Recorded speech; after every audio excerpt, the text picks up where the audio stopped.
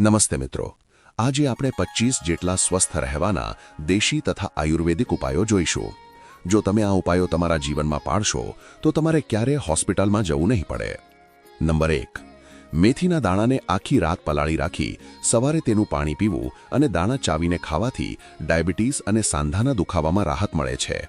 Number 2, જો શરદી કે ઉધરસ હોય તો ચપટી તજના પાવડરને મધ સાથે ચાટી જવાથી તરત જ આરામ મળે છે।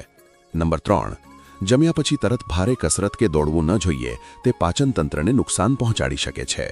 નંબર 4, ઘૂંટણના દુખાવાથી બચવા માટે ક્યારેય પણ ઊભા પાણી ન પીવું, હંમેશા બેસીને જ પીવું।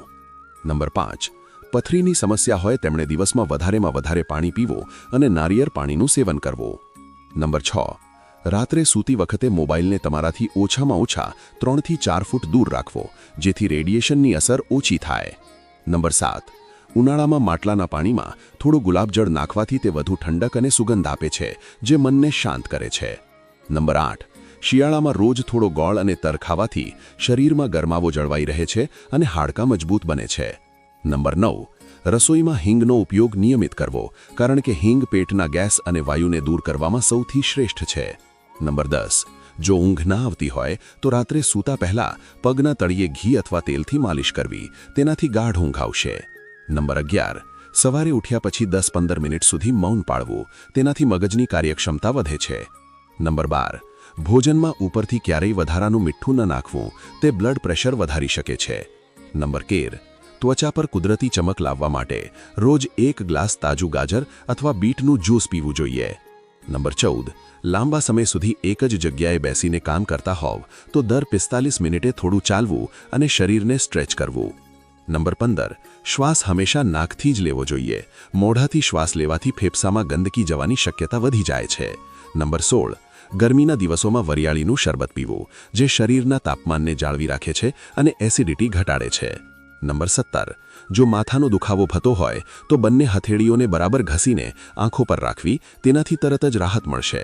નંબર 18, રોજ સવારે 15 મિનિટ સૂર્ય નમસ્કાર કરવા, જે આખા શરીર માટે સર્વશ્રેષ્ઠ કસરત છે। નંબર 19, ફ્રિજમાં રાખેલું ઠંડુ દૂધ પીવાને બદલે હંમેશા હુંફાળું દૂધ પીવું જોઈએ, જે પચવામાં સરળ રહે છે। નંબર 20, જો તણાવ વધારે રહેતો હોય તો દરરોજ 5 મિનિટ ઊંડો શ્વાસ લેવો અને ભ્રામરી પ્રાણાયામ કરવો। નંબર 21, રસોઈમાં પ્લાસ્ટિકના ચમચા કે વાસણોને બદલે સ્ટીલ કે લાકડાના ચમચાનો ઉપયોગ કરવો જોઈએ। નંબર 22, રાત્રે સૂતા પહેલા તાંબાના વાસણમાં પાણી ભરી રાખવું અને સવારે તે પાણી પીવું, જે પેટની સફાઈ માટે ઉત્તમ છે। નંબર 23, મોઢામાં ચાંદા પડ્યા હોય તો ત્યાં મધ લગાવવું અથવા એલચીના દાણા ચાવવાથી રાહત થાય છે। નંબર 24, હંમેશા સુતરાઉ કપડાં પહેરવાનો આગ્રહ રાખવો, કારણ કે તે ત્વચાને શ્વાસ લેવામાં મદદ કરે છે અને પરસેવો શોષે છે।